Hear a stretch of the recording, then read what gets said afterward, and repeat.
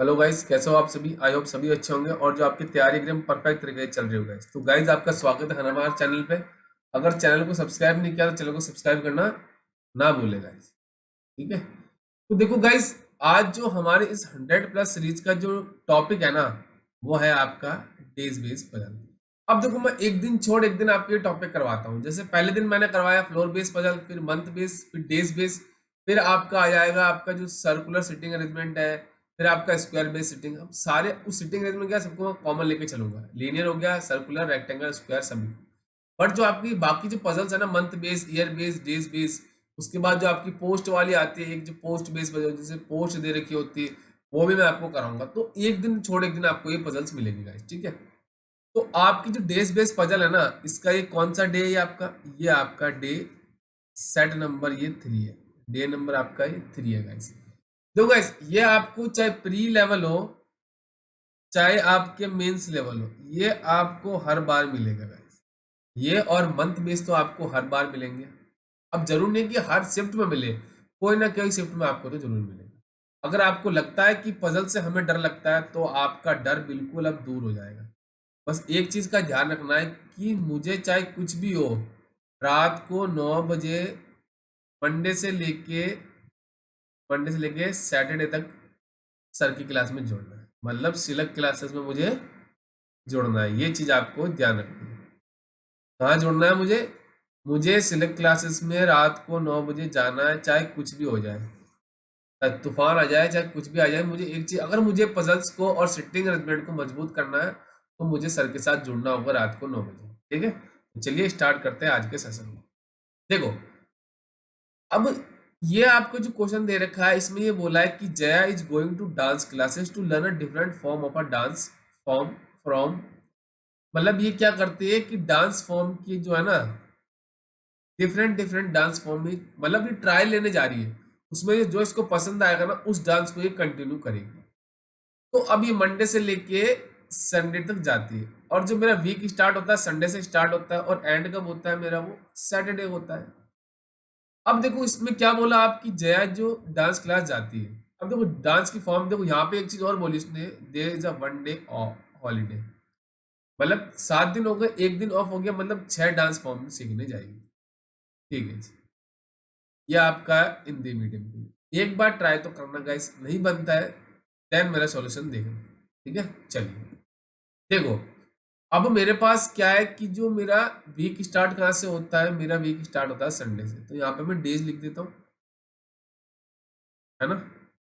पहला मेरा हो गया संडे, दूसरा हो जाएगा मेरा, हाँ, मंडे हो जाएगा, तीसरा हो जाएगा ट्यूसडे, चौथा हो गया आपका वेडनेसडे, फिर हो जाएगा Thursday, second last Friday, last हो जाएगा आपका सैटरडे। तो ये मैंने डेज लिख ली। पहला मेरा काम खत्म। अब उसके बाद आपकी जो डांस की जो फॉर्म है ना, वो क्या क्या मुझे दे रखी है, तो यहाँ पे लिख दूं मैं डांस फॉर्म। मतलब वो ट्रायल लेने गई है अभी। जो डांस उसको ऐसा लगेगा कि मैं सीख सकती हूँ, उसको वो सीखेगी और कंटिन्यू करेगी।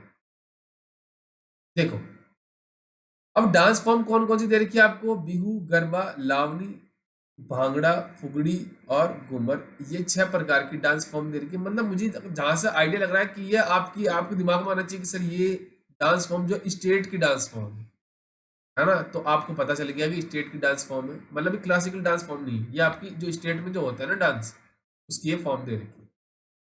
अब मेरी इंफॉर्मेशन यहाँ से स्टार्ट होती है। Jaya learn garba on either Thursday और ऑन ट्यूसडे। या तो वो थर्सडे को गरबा सीखेगी या फिर वो ट्यूसडे को सीखेगी। चलिए, तो दोनों केस हम इसके अंदर बना लेते हैं। ठीक है जी। अब वो पहला क्या है कि वो, अगर मैं सपोज थर्सडे को लेता हूँ, किसको? जो गरबा वाले डांस को है, तो थर्सडे को मेरा आ जाएगा गरबा डांस फॉर्म।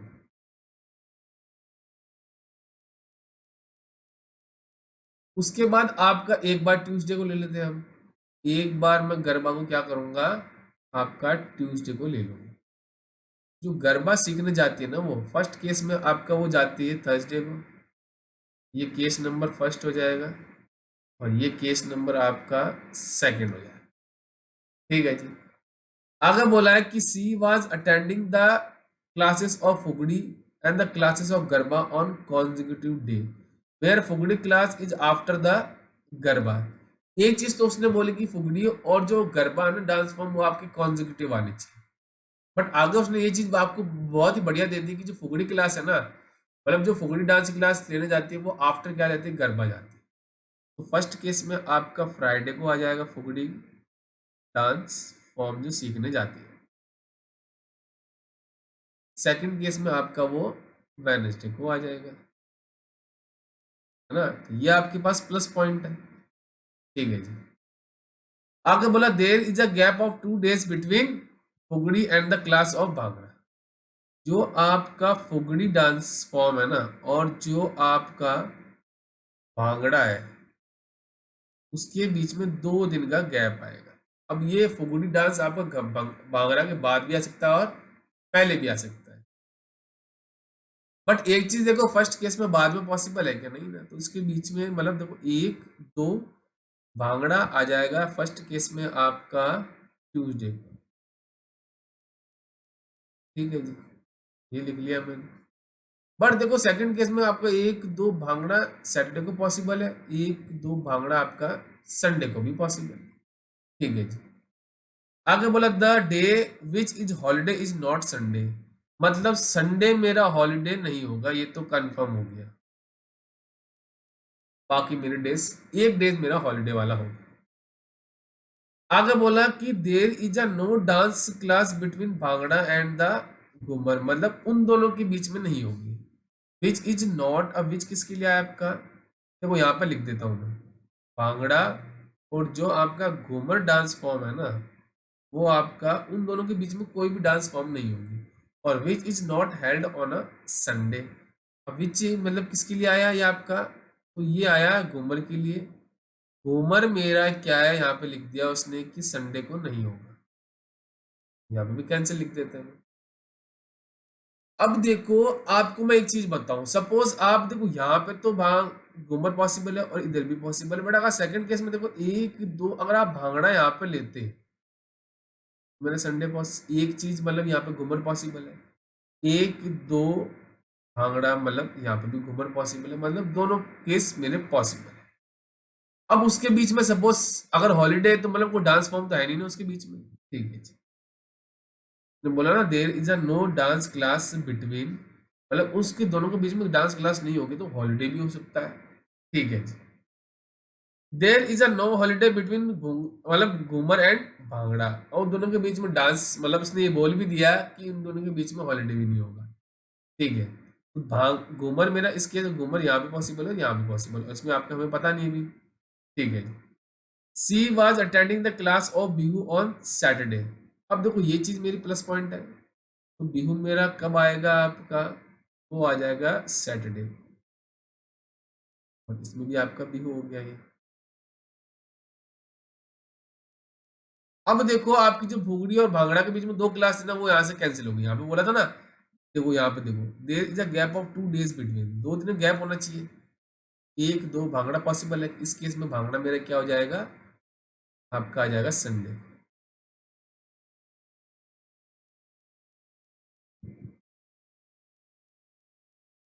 चलिए, अब भांगड़ा और घूमर के बीच में कोई हॉलीडे नहीं है, तो देखो यहाँ पे तो दोनों केस पॉसिबल है, बट सेकंड में देखो घूमर मेरा क्या हो जाएगा, मंडे को आ जाएगा। चलिए, अब नेक्स्ट देखते हैं। Next one number of days between class of Lavani and the class of bhangra, मतलब देखो यहाँ पे मैं लिख देता हूँ कि लावणी और जो आपके भांगड़ा है ना उसके बीच में जितनी क्लासें होगी ना उतनी आपकी इक्वल नंबर ऑफ डेज, मतलब देखो यहाँ पे बोला days equal Bihu and garba, उतनी आपकी बिहू और गरबा के बीच में होगी। कि सपोज लावणी और भांगड़ा के बीच में 2 क्लास होती है या 1 क्लास होती है, तो बिहू और गरबा के बीच में मेरी कितनी होगी, उतनी ही क्लासेस होगी। ठीक है जी। तो देखो फर्स्ट केस, गरबा और बिहू के बीच में आपकी एक क्लास है, तो लावणी और भांगड़ा के बीच में भी एक क्लास, मतलब एक डेज होना चाहिए। तो यहाँ पे तो नीचे पॉसिबल नहीं है, तो यहाँ पे मेरा क्या आ जाएगा, लावणी आ जाएगा फर्स्ट केस में संडे को, है ना। सेकंड केस में देखो, आपकी गरबा, देखो गरबा और बिहू के बीच में कितने डेज है, एक दो तीन है, तो भांगड़ा और इसके लावणी के बीच में तीन होने चाहिए। देखो भांगड़ा ये रहा आपका, तो एक दो तीन, इस केस में लावणी है ना जो आपकी, वो आ जाएगी थर्सडे को। तो सेकंड केस में देखो मेरे सारे डांस फॉर्म आ गए, तो ये हो गया मेरा हॉलीडे। अभी हमें पता नहीं, बट हम अभी आगे देखेंगे हम। आगे क्या बोला, the class of Lavani is held neither on Monday nor on Thursday. दोनों केस, हाँ देखो, रुको रुको, अब देखो यहाँ पे किसने क्या बोला, जो लावणी क्लास है ना तो मंडे को आएगी ना थर्सडे को आएगी, मतलब देखो फर्स्ट केस में लावणी आपके संडे को आ रही है, मंडे मंडे को तो आ रही है, बट सेकंड केस देखो आपका, ये देखो ये आपकी थर्सडे को आ रही है, मतलब ये केस मेरा क्या हो गया, यहाँ से कैंसिल हो गया, मेरा आंसर फर्स्ट केस से आ जाए। चलिए, the day immediate after class और लावणी इज नॉट हॉलीडे, लावणी के जस्ट बाद वाला डे आपका हॉलीडे नहीं होगा, तो वेडनेसडे आपका क्या हो जाएगा, हॉलीडे हो जाएगा। और मैंने बोला था ना, भांगड़ा और घूमर के बीच में कोई भी क्लास नहीं होगी, घूमर आपका क्या हो जाएगा, मंडे को आ जाएगा। चलिए, देखो कितनी बेहतरीन तरीके से मैंने समझाया इस चीज को, तो आपको पता चल गया होगा कि अगर आप इंफॉर्मेशन सारी लिख लेते हो तो आपका क्वेश्चन जो है विद इन टाइम सॉल्व हो जाएगा। बस एक चीज का ध्यान रखना है, आपको सबसे पहला काम क्या करना है, मुझे टेबल बना के सारी इंफॉर्मेशन लिख लेनी है, जिससे मेरा टाइम क्या हो, कम लगे और मैं विद इन टाइम सॉल्व करना क्वेश्चन को सीख जाऊं। ठीक है, तो ये मेरा यहाँ से क्या आ गया, आंसर आ गया। तो एक चीज मैं आपको दिखा दूं और समझा दूं, अगर आपको प्री क्वालिफाई करना है ना, तो आपको दो चीजों को ध्यान रखना, एक्यूरेसी प्लस स्पीड, तो डेफिनेटली आपका एग्जाम क्रैक होगा। बट अगर आप मेंस की बात करो ना, मेंस में एक चीज ध्यान रखनी है मुझे, इस एक्यूरेसी। ठीक है, तो ये दो चीज अगर आप दिमाग में लेके चलते हो, अभी से मेंस की तैयारी करके चलते हो, तो आपका डेफिनेटली एग्जाम क्रैक होगा। ठीक है, चलिए देखो, डेज पजल नंबर ये हमारी कौन सी है, ये है हमारी 7th। इसमें क्या बोला है, there are exam of different subject held on different days of the week starting from Sunday और एंडिंग ऑन सैटरडे।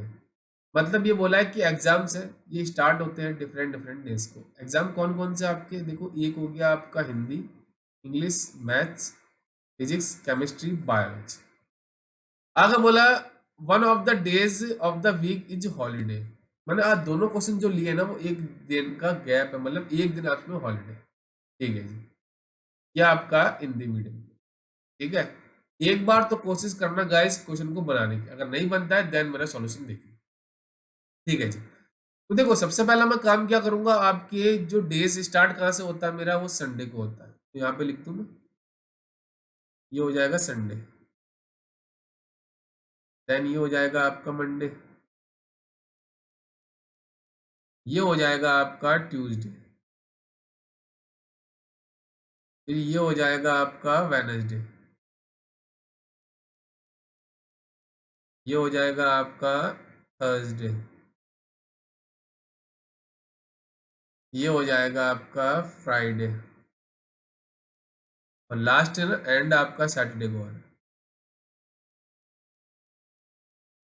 चलिए, तो ये हो गए मेरे डेज। अब देखो मेरे पास इंफॉर्मेशन क्या क्या दे रखी है। ठीक है, सब्जेक्ट हो गए मेरे सारे, और एक दिन का गैप है, मतलब एक हॉलीडे आपका। देखो मेरी इंफॉर्मेशन स्टार्ट होती है यहाँ से, देर is a gap of 2 days between exam of Hindi and the exam of English, which is, अब देखो ये बोला which is held after the exam of former subject. देखो फॉर्मर सब्जेक्ट से आपका आफ्टर आएगा, मतलब हिंदी के बाद मेरा इंग्लिश आएगा, और हिंदी और इंग्लिश के बीच में आपके 2 दिन का गैप है। ठीक है जी, आगे बोला है but not on the last day of the week, last कौन सा आएगा, विच के लिए आया था लास्ट, तो इंग्लिश मेरा लास्ट नहीं आएगा, मतलब इंग्लिश का एग्जाम मेरा सैटरडे को नहीं होगा। ये चीज ध्यान रखना आप।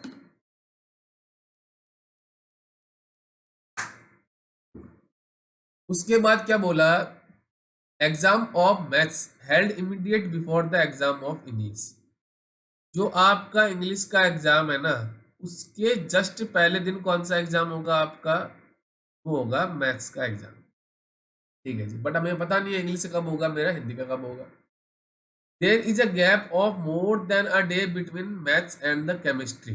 देखो, इसका मतलब देखो ये बोला है कि जो आपका मैथ्स का एग्जाम है और जो आपका केमिस्ट्री का एग्जाम है, मोर देन डे का मतलब है कि कम से कम उसके बीच में 2 दिन तो आने ही चाहिए, 3 भी आ सकते हैं, ठीक है, चलिए, और 4 भी आ सकते हैं, बट हमें नहीं पता। आगे बोला है कि which is not held before the Hindi exam. ये विच किसके लिए है आपका, केमिस्ट्री के लिए। इसने क्या बोला, पहले नहीं होगा, तो मतलब जो आपका हिंदी का एग्जाम है ना, उसके बाद मेरा केमिस्ट्री का एग्जाम होगा। ठीक है जी। No exam is held between the biology exam and the chemistry. देखो यहाँ पे मैं लिख देता हूँ, जो आपका केमिस्ट्री का एग्जाम है और जो आपका बायोलॉजी का एग्जाम है ना, उसके दोनों के बीच में कोई भी एग्जाम नहीं होगा। मतलब ये पहले भी हो सकता है और बाद में भी हो सकता है। और आगे बोला कि no holiday between chemistry and biology, उन दोनों के बीच में आपका हॉलीडे भी नहीं होगा। ठीक है जी। आगे क्या बोला कि neither Thursday nor Sunday is holiday. देखो, ना तो आपका यहाँ पे हॉलीडे आएगा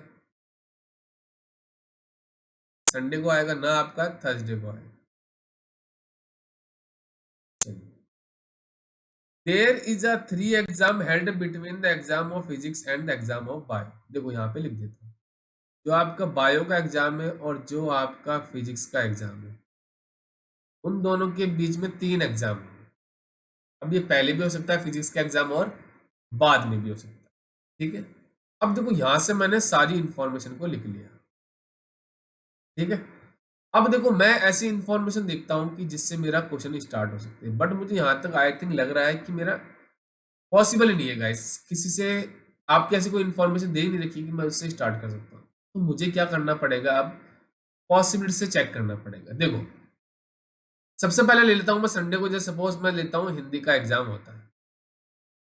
ठीक है जी, तो हमारे पास पॉसिबिलिटी हम चेक करेंगे, और हिंदी और इंग्लिश के बीच में 2 एग्जाम है, तो देखो एक दो ही बोला ना, एग्जाम बोले ना, हाँ डेज का गैप है। ठीक है जी, 1 2 ये आ जाएगा मेरा इंग्लिश का एग्जाम,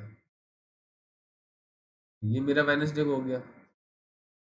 और इंग्लिश के जस्ट पहले आपका कौन सा एग्जाम होता है, वो होता है मैथ्स का, तो मैथ्स का एग्जाम हो जाएगा आपका ट्यूसडे को। चलिए, ये हो गया मेरा। अब देखो हिंदी के बाद केमिस्ट्री का एग्जाम होगा, और मैथ्स, और देखो यहाँ पे बोला ना मैथ्स और केमिस्ट्री के बीच में कम से कम 2 दिन का गैप तो होना ही चाहिए। देखो मैथ्स ये है, तो 1 2 केमिस्ट्री यहाँ पे पॉसिबल है, केमिस्ट्री यहाँ पे पॉसिबल है। मैं जैसे सपोज देखो 1 2 यहाँ पे लेता हूँ केमिस्ट्री का एग्जाम, वो लेता हूँ मैं एक बार फ्राइडे को। ठीक है जी। अब देखो उसने क्या बोला, केमिस्ट्री और मैथ्स के बीच में, मतलब केमिस्ट्री और बायो के बीच में कोई एग्जाम नहीं होगा। अब देखो सपोज अगर आप बायो को यहाँ पे लेते हैं, तो बायो और फिजिक्स के बीच में 3 एग्जाम होने चाहिए, तो 1 2 3 पॉसिबल है क्या, नहीं पॉसिबल है। तो मुझे यहाँ से पता चल गया कि ये बायो यहाँ पे तो नहीं आएगा। अब देखो सपोज मैं लेता हूँ यहाँ पे,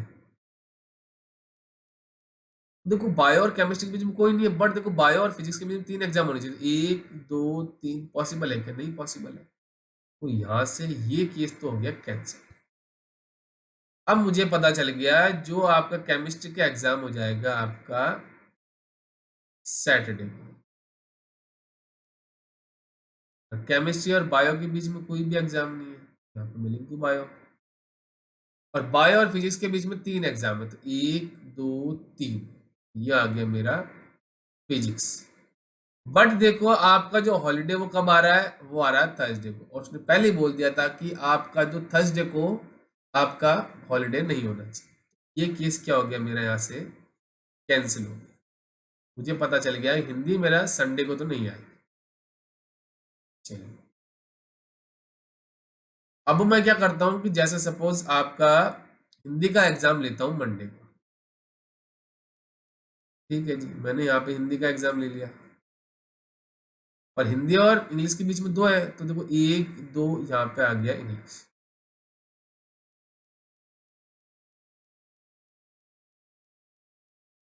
अब मेरे पास देखो एक केस और बचेगा, अगर हिंदी का सपोज मैं ट्यूसडे को लेता हूँ तो नीचे इंग्लिश आ जाएगा, और कोई अब देखो हिंदी यहाँ पे भी ले सकते हो आप, ठीक है, बट उसने पहले ही बोल दिया था कि हिंदी का एग्जाम आपका इंग्लिश के बाद आएगा। ठीक है जी। अब इंग्लिश का एग्जाम है, उसके जस्ट पहले आपका मैथ्स का एग्जाम होगा। ठीक है, ये मैथ्स का एग्जाम हो गया।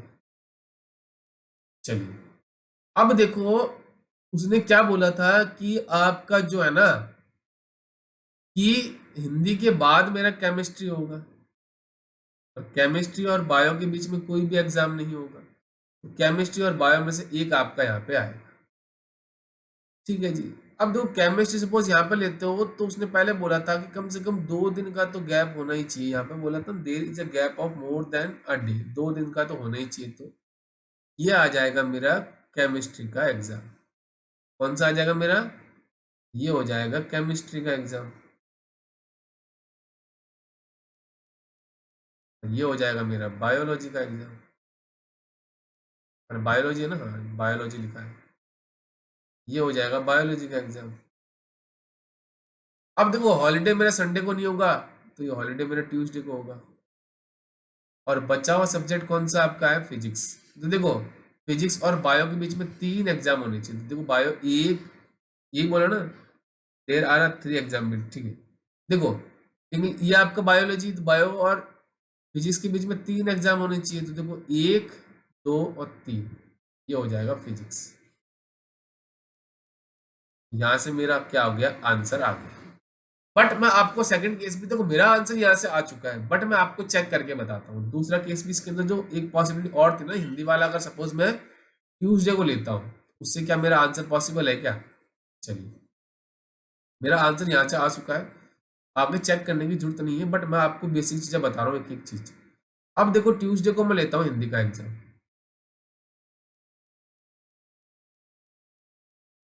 और हिंदी और इंग्लिश के बीच में दो है, तो 1 2, ये आ गया मेरा इंग्लिश का एग्जाम। चलिए,